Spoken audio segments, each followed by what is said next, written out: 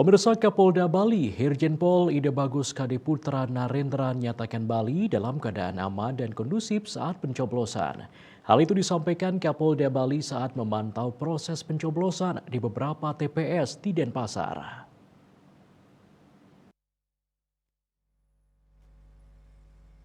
Ditambahkan Kapolda Bali Irjen Polisi Ide Bagus Kade Putra Narendra, pihaknya melakukan pemantauan di TPS tidak terlepas untuk membantu KPU dalam mengawasi keamanan jalannya pencoblosan. Saat ini keamanan Bali aman dan kondusif, serta berharap kondisi ini tetap dipertahankan supaya Bali tetap nyaman, aman, dan ajak. Kondisi Bali sampai saat ini aman kondusif, sudah tergelar, sekarang masyarakat sudah laksanakan.